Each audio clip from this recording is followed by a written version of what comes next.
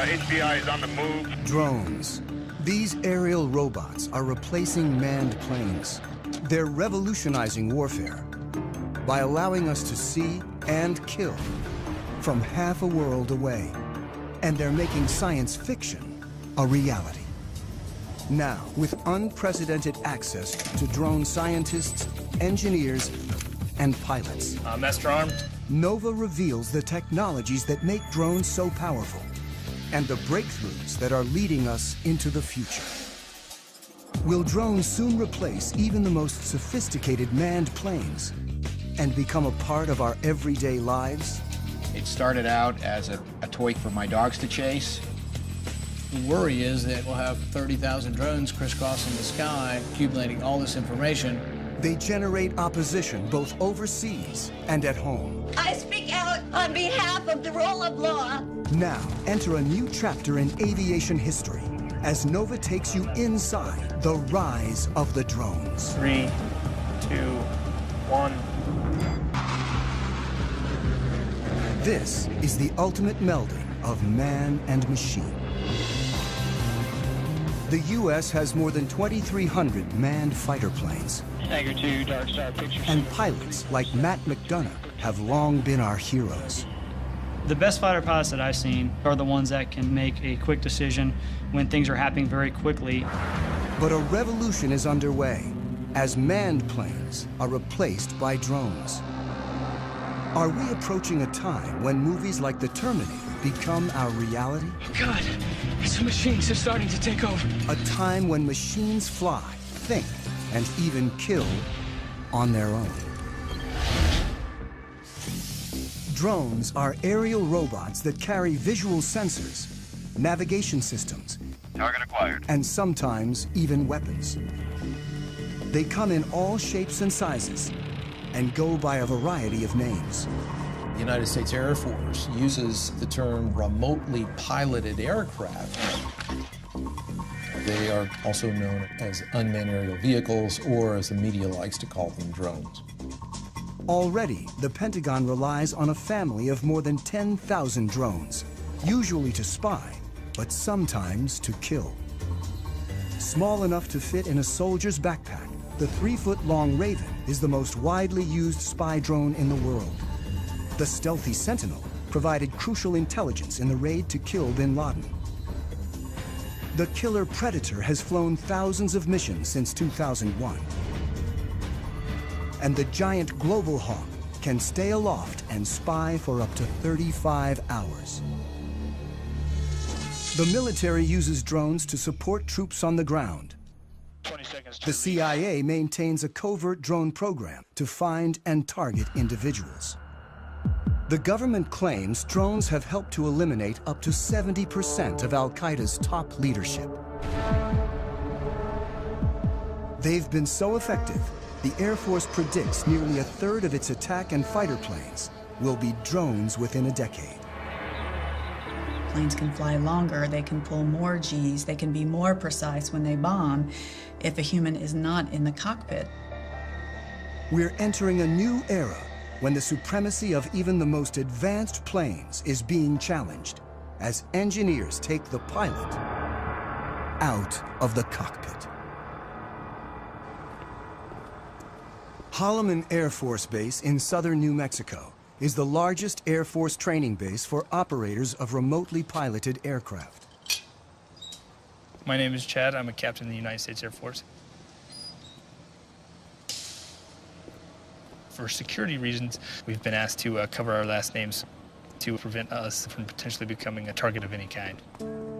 Captain Chad has flown remotely piloted aircraft in combat for 3 years, and now teaches pilots to fly the world's most famous killer drone.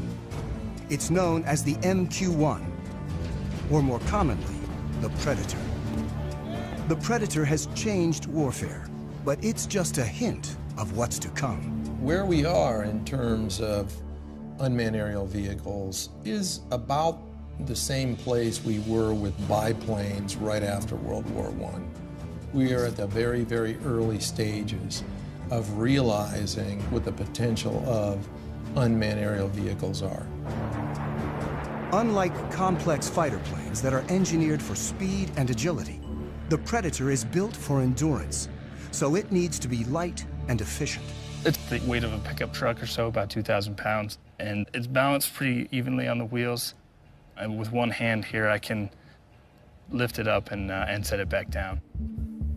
The propeller-driven Predator cruises at only 84 miles per hour, and its four-cylinder engine burns about 300 times less fuel than a fighter jet. I can't say exactly how long it can stay up, but it is possible to stay up over 24 hours. A typical fighter plane can only fly for about 2 hours without refueling, and short, angled wings keep it fast and maneuverable. But the Predator hovers 5 miles up, often in uncontested airspace, and its long wings maximize lift. So as you can see, it's got some flex to it. With no pilot to protect, a remotely piloted aircraft is much lighter and simpler than a manned plane. On a fighter, the pilot's support equipment and ejection system alone weigh as much as a Predator, which in place of a cockpit has a satellite control system. It's essentially the brains of the aircraft. It gives us the ability to communicate, control, keep link with the aircraft, and navigate it. The Predator's sensor ball carries daylight and infrared cameras. We can easily make out people from 5-6 miles away. The sensor ball also guides the Predator's 2 Hellfire missiles. From right here, we fire the laser, and the laser spot hits the ground, and then once we fire the missile, this is the seeker, so this seeker will find that laser spot on the ground and travel to that spot, giving us a very precise capability of employing weapons. When conducting missions, remote pilots work out of small trailers on the ground. They control the Predator by satellite. This link is what makes it possible to take the human out of the cockpit and fly from virtually anywhere on the planet. It's tight, about the size of a normal shipping container. And a shift, it could be anywhere from 2 or 3 hours up to 8 or more hours, depending on the situation. From trailers like this, pilots of the Predator and its larger cousin, the Reaper, have killed thousands of individuals since 2001. In this clip from Iraq, a Predator pilot sees 2 insurgents firing mortars towards a coalition airbase. He tracks them and finally shoots. Flash. The pilot's role is to support troops on the ground and go after threats while trying to minimize civilian casualties. With such high stakes, pilots like Chad need ongoing training. Today, he'll be flying the Reaper in an exercise 50 miles away in the New Mexico desert. All right, Greg, you're gonna be my HVI. I have Shadow on station. He's gonna be watching you. You're gonna be on a group of former soldiers working for a company called Rally Point will run an exercise in which Chad will hunt down insurgents in a mock village. We'll strike you there. Once you die, stay there, drive 2 will play insurgents, and 1 will be a soldier on the ground communicating with Chad. About to take off now, so we're going to push the throttle up. And there we're up in the air. The training mission offers a rare glimpse into the mechanics of how the U.S. uses drones to support troops and prosecute its war on terror. The goal is to make it as realistic as possible so pilots can avoid mistakes when in battle. They should be checking in here probably in the next 20 minutes or so. It's going to be a MQ-9 Reaper. If they're at 25,000 feet, which they generally work, we're not going to be able to see them at all. It takes about half an hour to reach the mock village. Drones like the Reaper can fly on their own using autopilot and preset GPS locations. But the Air Force still keeps human hands on the controls at all times. People have this concept of either it's a manned plane and the pilot's doing everything, or it's an unmanned plane and it's something out of the Terminator movies. The reality is it's in the middle right now for both the manned and the unmanned planes. Our mind tries to put it in terms of robot or human, but the reality is a mix. As Chad pilots the Reaper, his sensor operator, Jay, controls the cameras and lasers. On the ground, The fake insurgents enter the village as the Reaper hovers miles above. Bones 3-4, Rally 2-0, stay status. Rally from Bones 3-4, we have eyes on the target. Chad gets direction from the soldier, whose handheld receiver and computer allow him to see what Chad sees. Chad's call sign is Bones. The soldier goes by Rally. And Rally from Bones, we have 2 packs moving around inside the northwest corner of the compound. Bones 3-4 from Rally 2-0, continued shadow. The soldier directs Chad and Jay to follow an HVI, or high-value individual, dressed in black. Rally from Bones 3-4, looks like the one individual wearing black is now getting on the motorcycle and departing the group. Depending on the situation, the decision to kill comes from an intelligence officer who could be anywhere, a battle commander on the ground, or sometimes the pilot. Bones 3-4 from Rally 2-0, looks like that personnel is stopping. Bones 3-4, that's A-firm, that's what we got up here. All right, what I'd like to do is go ahead and prosecute 9-line Bravo 1. Copy. Master armed. The sensor operator targets using the laser. This will be a run against the target under our crosshairs. 10 seconds to release. Sensor, you ready? Copy. 3, 2, 1, rifle. And Bones 3-4, weapons away. 25 seconds time of flight. The Predator uses laser-guided Hellfire missiles. The weapons that can be used operate with an air distance of less than 9 feet. You can put a weapon through a window-sized opening with ease. 5, 4, 3, 2, 1, splash. Rally Bones 09, A-firm, we have splash, standby for BDA. And Bones Rally looks like good splash.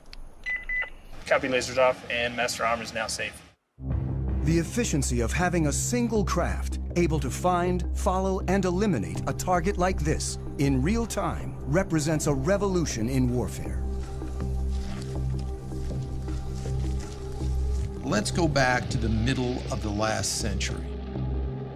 During World War II, it took on the order of months to assemble intelligence from a variety of different sources, whether it be airborne, on the ground, to assimilate that information and then determine what targets might be hit.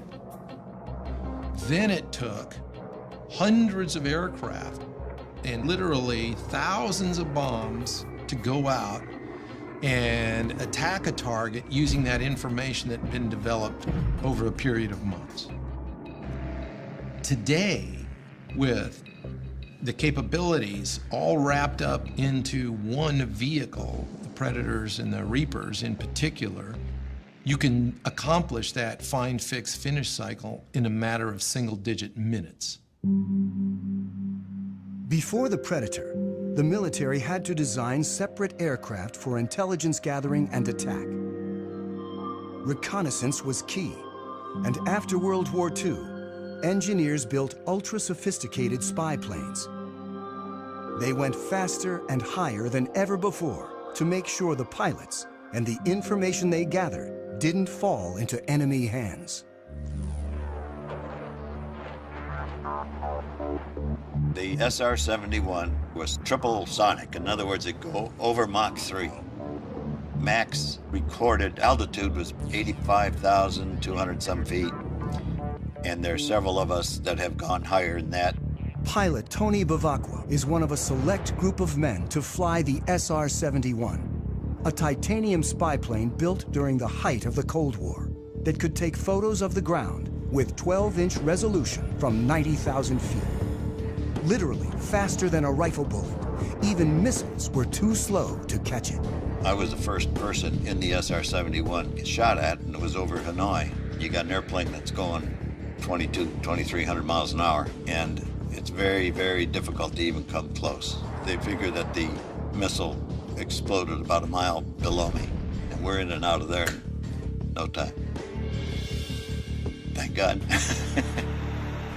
The cost of such speed was that the SR-71 needed to be refueled every 2 hours. But there was a slower alternative called the U-2. Bevacqua is one of only 12 pilots to have flown both operationally.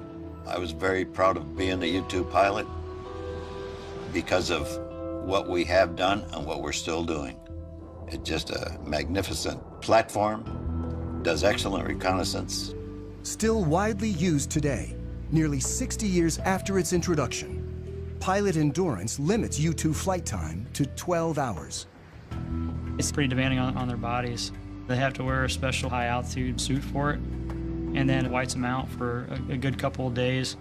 It fatigues them quite a bit to go that high. Manned spy planes are not only limited by human endurance, they also bring the risk of pilot loss.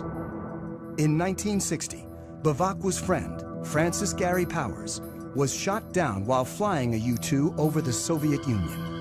It was a propaganda field day for the Russians. Powers' cover story was that he was on a meteorological flight. Frank Powers tried to say it was a weather flight, but there's miles of film. And so it was easy to discern what he was doing. Khrushchev denounced the United States with every epithet in his vocabulary. He summarily rejected all attempts of the West at reconciliation. Powers was imprisoned in Russia for more than 2 years, creating a major international incident and clearly demonstrating the need for unmanned spy planes. It was a development from the pilotless aircraft principle. Guidance was by radio from an accompanying aircraft. After reaching altitude... As early as World War II, once at altitude, airplanes could be controlled by radio signals after the pilot bailed out. But for decades afterwards, before GPS, drones were limited by primitive autopilots and navigation systems. In the 60s and 70s, drones crashed constantly, including the most advanced unmanned aerial vehicle, or UAV, the Aquila drone, that averaged a crash every 20 hours. It was a small propeller drone that would fly over the battlefield and gather information and beam it back to you. The problem is, back in the 70s, the technology wasn't ready yet. It was a $1 billion program by the time they got just a couple prototypes. I was frustrated that the U.S. could not make UAVs really work. Abe Karam is the father of the Predator. This is one of 2 small UAVs built in my garage between 1980 and 1983. I was borrowing $18,000 a year from family. That's all we had. Everything was built with the lowest possible technology. We were trying to show that if you design the best you can, then you are going to get performance by design. On his first prototype, the Albatross, Karam placed the engine and propeller in the rear so they wouldn't interfere with the delicate sensors up front. And the inverted tail is also still visible on its famous descendant. Down-deflected tails are there to protect the prop, so when it tilts back, it's hitting the skids and not hitting the propeller. An ex-fighter jet engineer, today Karam designs and builds planes at his company in California. In the 70s, when he started working on drones, he realized that without a pilot in the seat, a whole new world of design possibilities opened up. Other unmanned aerial vehicles of the time were still too closely modeled on manned aircraft. I said, I don't like what I see. I'm not going to take the engine, and I'm not taking the prop, I'm not taking the landing gear, I'm not taking the computer. Karam believed that efficiency and lightness were the key to creating an affordable, high-endurance UAV. So first, he gave his craft long wings to prioritize lift over speed. When you want to be efficient, you want to be like the soaring birds, very long span wings. The Albatross is the best gliding bird. Is 20 times more span than the Quad. And my Albatross, the UAV Albatross, was close to that. Karam built the Albatross from scratch in his garage. He modified a go-kart engine to burn only 1/10 of a gallon of fuel an hour, and Albatross soon evolved into Amber, a 15-foot-long, 28-foot span UAV with 38-hour endurance. Karam relied on seed money from DARPA, the Defense Advanced Research Projects Agency. Its early investments in artificial intelligence and other technologies led to countless civilian uses and made modern UAVs possible. In the 1970s and 1980s, with significant DARPA impetus and some DARPA funding, a variety of new technologies emerged, including the Global Positioning System, long-range data links, lightweight computer equipment, and composite materials, as well as satellite communications and digital flight controls. The Albatross, the Amber, were the harbingers of the modern era of UAVs. We were a total team of 3 people, and we proved a lot of what we wanted to prove. Secretary of the Navy and the head of DARPA, they said, okay, you fly 500 hours, how many are you going to crash? We ended up not crashing any in the 500 hours we did for the military.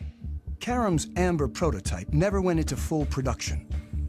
But after a number of incarnations, by the mid-90s, his design became known as the Predator.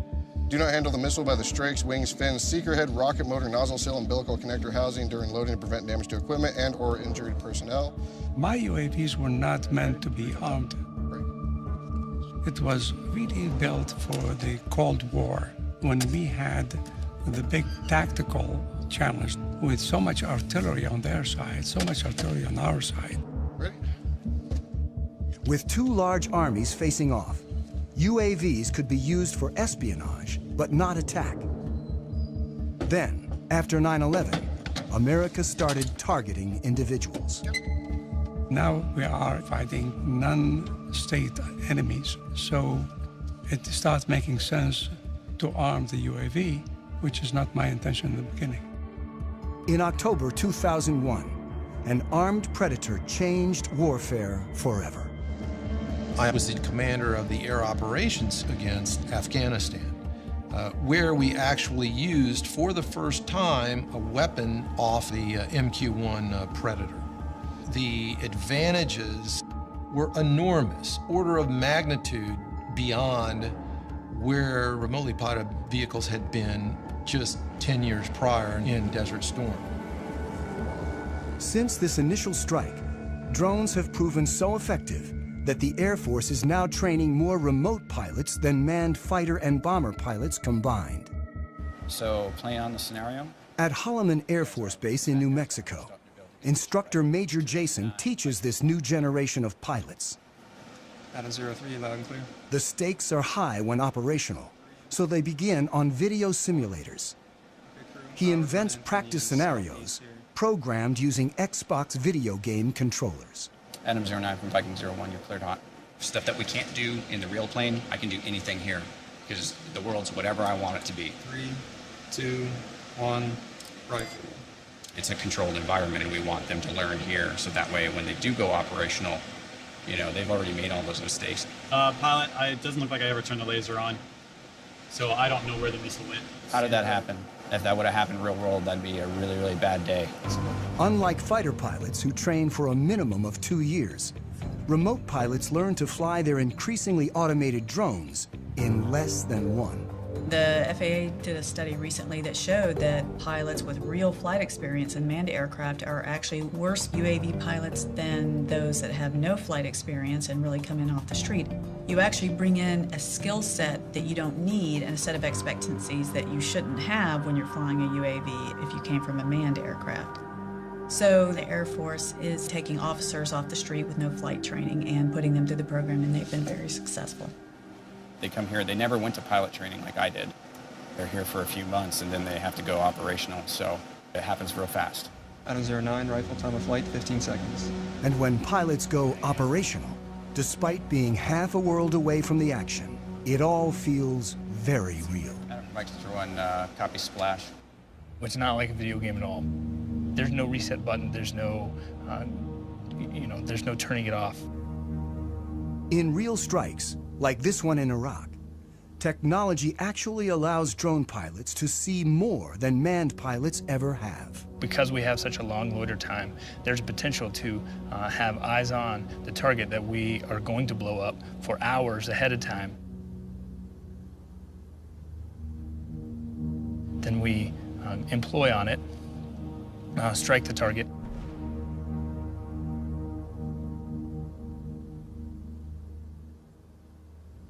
And then stick around for another few hours to watch what happens afterwards.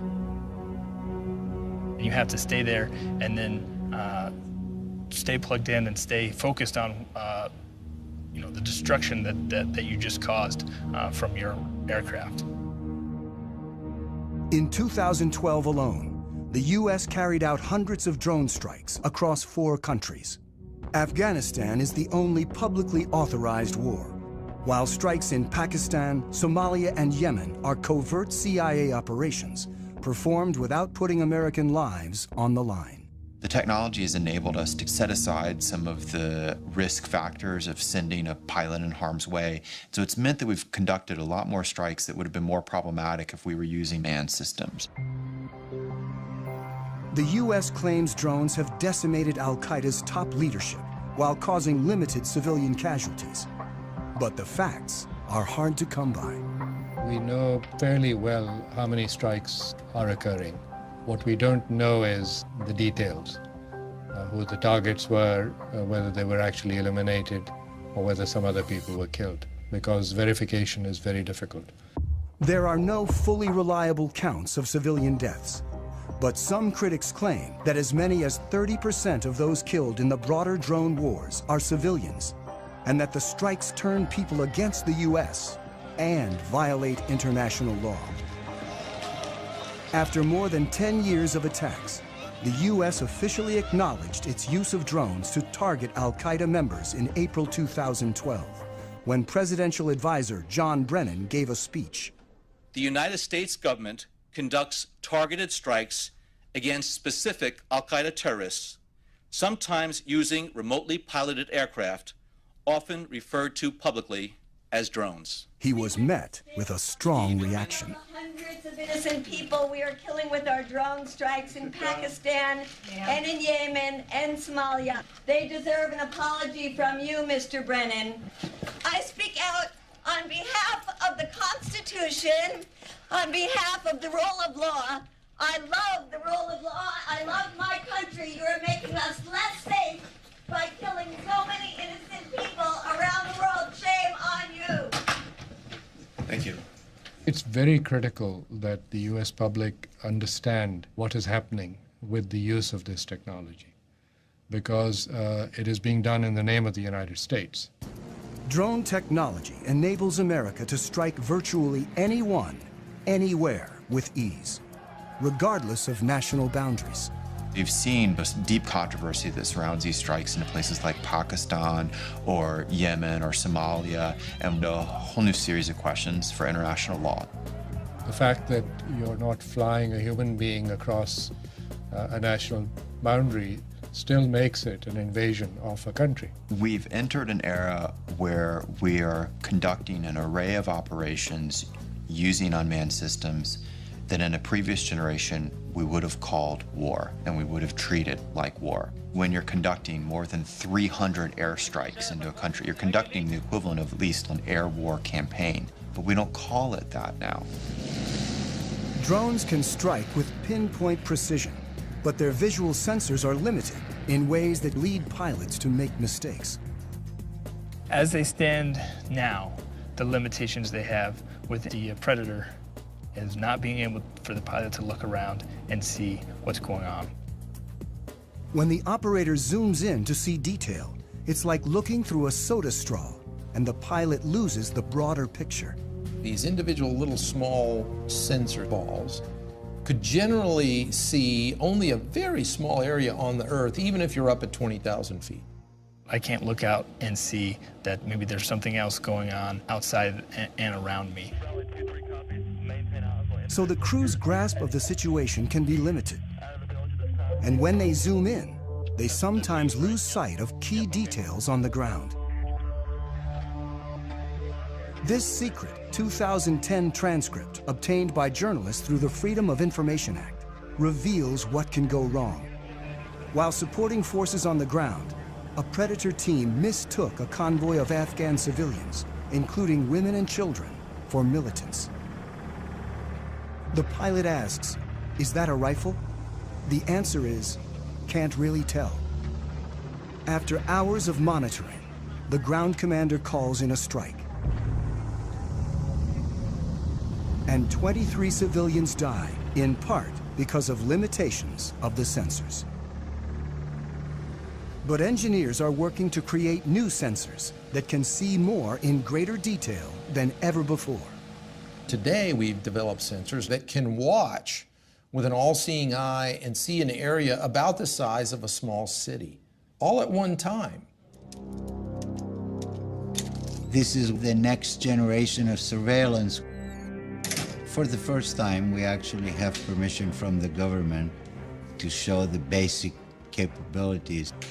It is important for the public to know that some of these capabilities exist. Engineer Yanis Antoniadis designed the new sensor, known as Argus. With 1.8 billion pixels, it's the world's highest resolution camera. Argus fits inside this pod that attaches to the belly of a UAV. But because much of the work is classified, we can't see the sensor itself. Because we are not allowed to expose some of the pieces that make up the sensors, so you get to look at pretty plastic curtains. Also known as Wide Area Persistent Stare, Argus is the equivalent of having up to 100 predators look at an area the size of a medium-sized city at once. This image was taken 17,500 feet above Quantico, Virginia, and covers 15 square miles. This whole image is at a very, very fine resolution. So if we wanted to know what is going on in any spot along this image, say near this building at this intersection, we can generate a moving image that shows what's going on in the area. Simply by touching the screen, Antoniadis has opened up a window showing a detailed area, while still maintaining the broader context. And everything that is a moving object is being automatically tracked. The color boxes represent that the computer has recognized the moving objects. You can see individuals crossing the street. You can see individuals walking in parking lots. There's actually enough resolution to be able to see the people waving their arms or walking around, what kind of clothes they wear. And you could pick the location of where you produce these images anywhere in the entire field of view. Antoniadis can open up to 65 windows at once and can see objects as small as 6 inches on the ground. From even 17,500 feet, the white thing that you see flying around is a bird. Argus streams live to the ground and also stores everything, 1 million terabytes of video a day, which is the equivalent of 5,000 hours of high-definition footage. So you can go back and say, I would like to see what happened at this particular location 3 days, 2 hours, 4 minutes ago, and it would actually show you exactly what happened as if you were watching it live. To create the world's highest definition camera, Antoniadis needed to design a new imaging chip. But DARPA, the project's funder, wanted to move fast and keep costs down. So he borrowed technology that most people have in their pockets. Inside this cell phone, we find a tiny little camera. So if you were to take off the majority of it, you'd be left with an imaging chip. If you were to take 368 of these and make a big mosaic out of them and start shooting images, now you have Argus.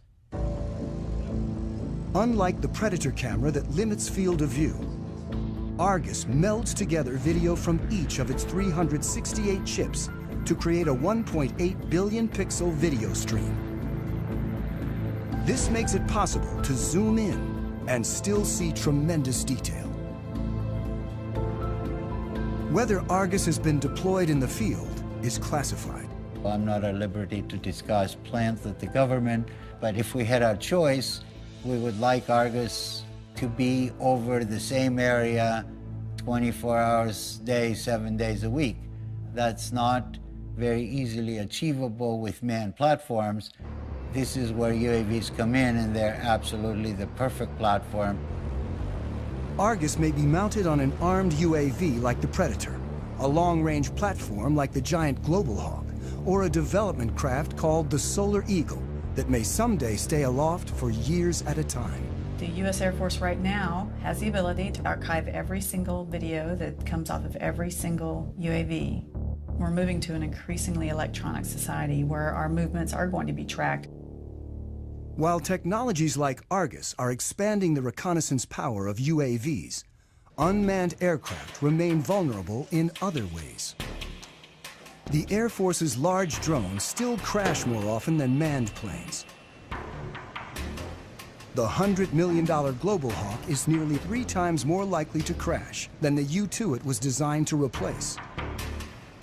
Even if there's no pilot to lose, when a drone goes down, it can still be a problem. It doesn't take a thermonuclear brain surgeon to figure out that if you are operating a highly advanced, technologically capable system, that you'd prefer not for it to fall into adversary hands.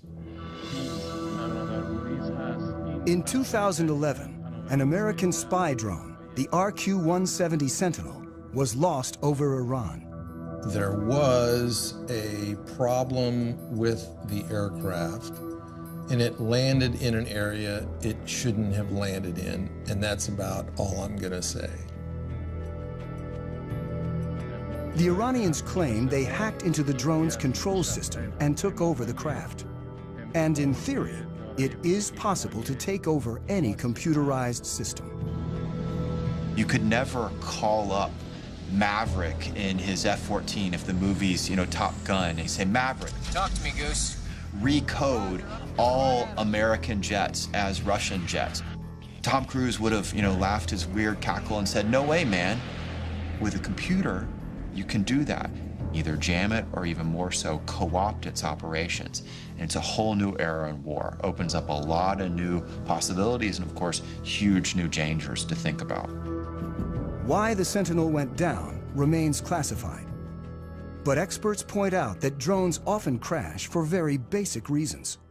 UAVs sometimes aren't that smart. Their self-diagnosis isn't all that smart. And by the time they have a problem, it's too late. You lose the link, lose power, and you're gone. Control can be lost for a number of reasons. When Reaper pilot Chad simply banks too sharply, he loses the satellite link. Uh-oh. The picture freezes, and he's momentarily flying blind. That was me turning. He quickly levels the craft and restores the link. I was turning aggressively, and it had trouble keeping up the satellite link. There is a degree of vulnerability involved with remotely piloted aircraft that have a command link, or they're actually operated by operators, that you can overcome by having a human in the cockpit. Dark Star, football. If for some reason I all of a sudden hear an increase in airspeed, I start to feel a roll, and I'm not intending for that to happen, well, something is going wrong, and I now need to make sure that I'm doing what I need to be doing.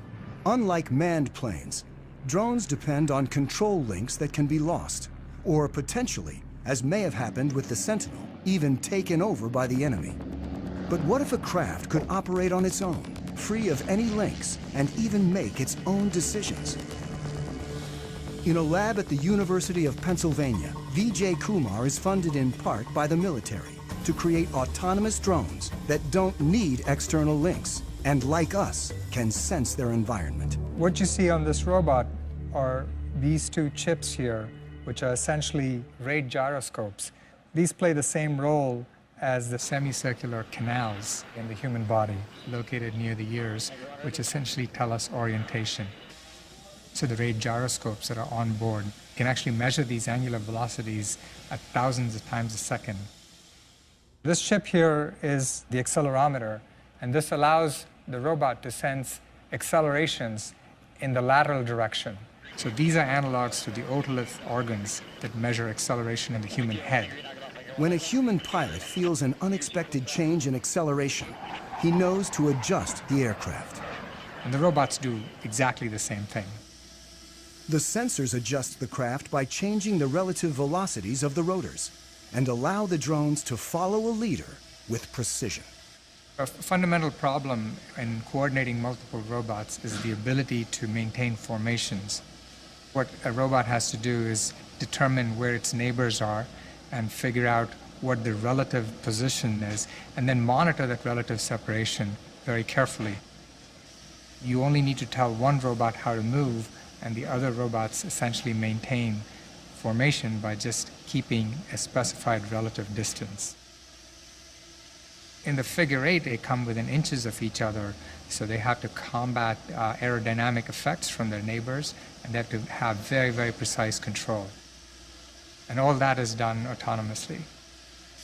The precision of the robots allows them to do some things more quickly and accurately than human pilots can, like predict the movement and the shape of an object and adjust accordingly. In terms of acrobatics, I think it'll be hard to beat what a robot can do. The neuromuscular system in the human body, there may be delays of the order of 80 milliseconds to 200 milliseconds before you actually take an action in response to what you see. Well, robots have this unfair advantage. They can do these computations hundreds of times a second.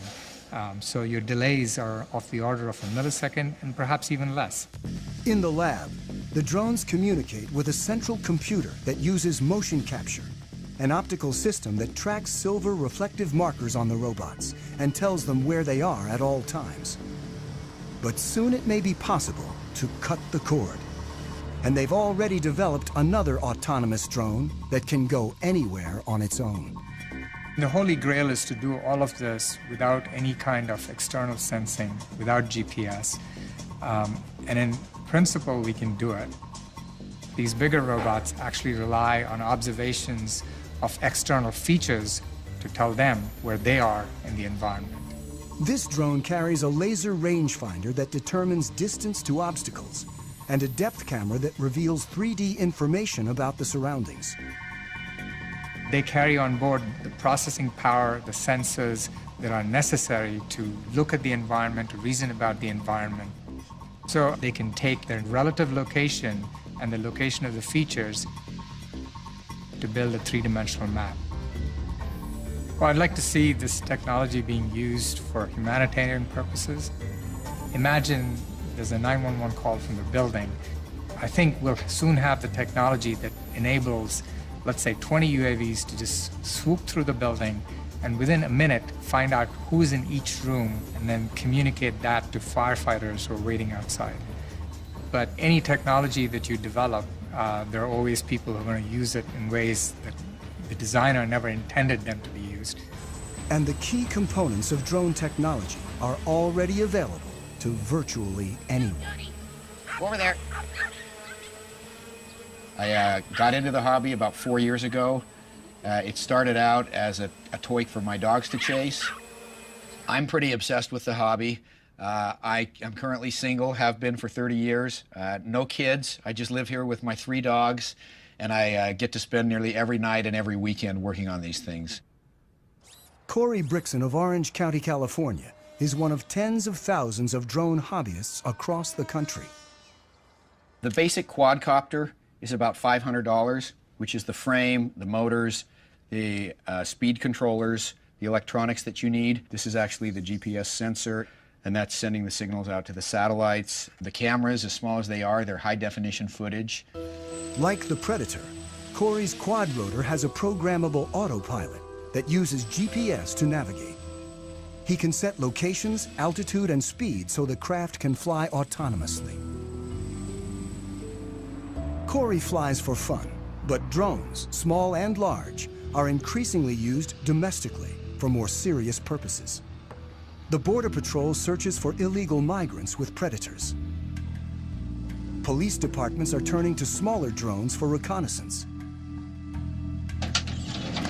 And thousands of individuals use them for their own, sometimes political, ends. We don't consider ourselves to be animal rights activists. We're investigators. Some of our targets are the pigeon shooters in Pennsylvania, so we had the copter up filming what's going on. There were a couple of shots, and it's slowly losing altitude. And then it takes one more shot, and it's down in the trees. You can hear the shooters start cheering and laughing and all that kind of thing. What they didn't know is that we had more.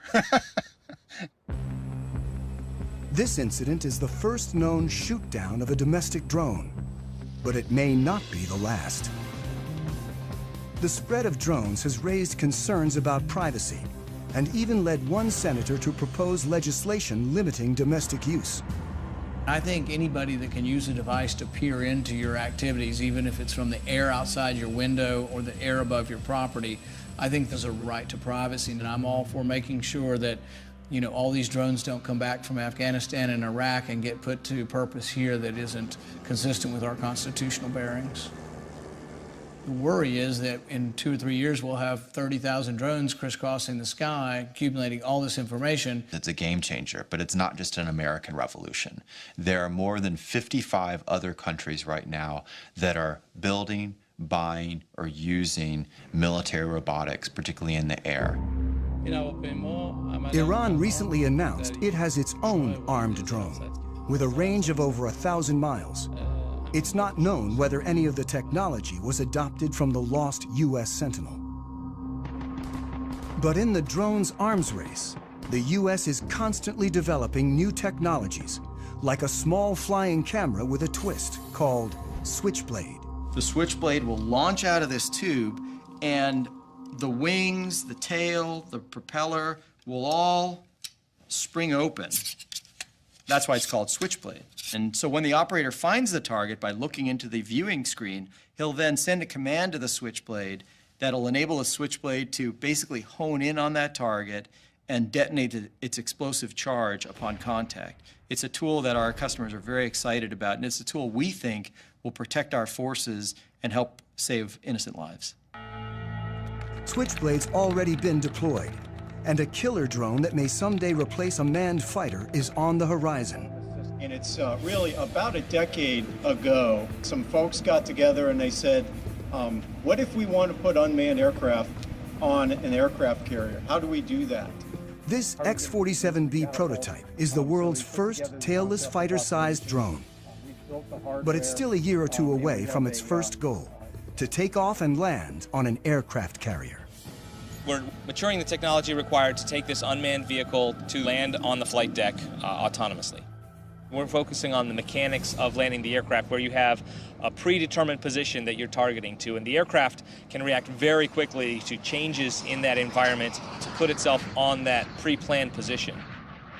The system has a lot of sensors, a lot of instrumentation on it, so it knows how all of its subsystems are behaving. It knows how its engine and all of its control surfaces are performing at any time. It'll turn where we expect it to turn, it'll come back when we expect it to come back, and it'll land on the runway that we planned. Drones are no longer just eyes in the sky, and someday UAVs like the X-47B may be involved in sophisticated attacks alongside manned jets. It's the idea of the mix, the team working together. That's probably the future. You won't see every plane on the aircraft carrier be one of these. So right now the vision is, oh, we'll just have 1 or 2. But when they get them and maybe they prove more useful, then it may be, well, we don't want 1 or 2, we want a squadron. It's a lot like if you look at the first use of mechanized forces. Originally it was lots of horses and just a couple of trucks and tanks, and then you saw things change and change and change over time. We'll probably see the same thing happening with robotics. As drones like the X-47B mature, they'll become more autonomous, likely conducting bombing runs, then more complicated air-to-air operations. Even as policymakers debate the rules of engagement for drones, technology is moving forward toward a time when drones might operate with intelligence that more closely resembles our own. But for now, they can't do what a pilot can. When you get an aircraft like this over hostile territory, you'll have potential targets or threats that will pop up unplanned. So what we haven't done yet is develop the technology that would then react to those unplanned targets or threats. Thank you very much for coming to Pax River today. I think UAVs of the future will certainly be able to exhibit increased levels of autonomy. But I think if you were to ask most autonomy researchers or most AI researchers about whether the rise of the machines type scenario is a real concern. Their response would be, we should be so lucky. And in fact, if we could get little slivers of that kind of adaptive and cognitive capability into systems, that would be a very significant breakthrough over where we stand today. Angry T-class check. I've flown about 2,000 hours, and the missions that I've flown seldom go as planned. There's a lot of pieces that you cannot plan for.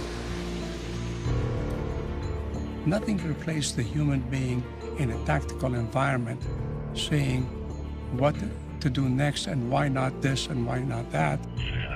Cactus 1539, hit birds, An Airbus 320 with 150 passengers goes into a flock of Canadian geese and needing to land. I can't do it. I'm going on the Hudson. You want to be in a robotic 320 in that situation? Or do you want Sullenberger to land you? Because you can't anticipate everything. This ability to respond to the unknown may be the final hurdle if drones are ever to fully replace manned planes and start making decisions on their own. I think we're far, but let me say, I am the last guy who says, impossible. As human ambition drives innovation forward, the only thing that's certain is that the Predator and other drones of today are nothing compared with what's to come. Ultimately, DARPA's mission is the creation and prevention of strategic surprise. So if we are successful, we will all be surprised. Historically, you look at when the Wright brothers first flew in 1903. 100 years later, we were actively flying remotely piloted aircraft. So we're kind of on the ground floor now. There's nowhere to go but up.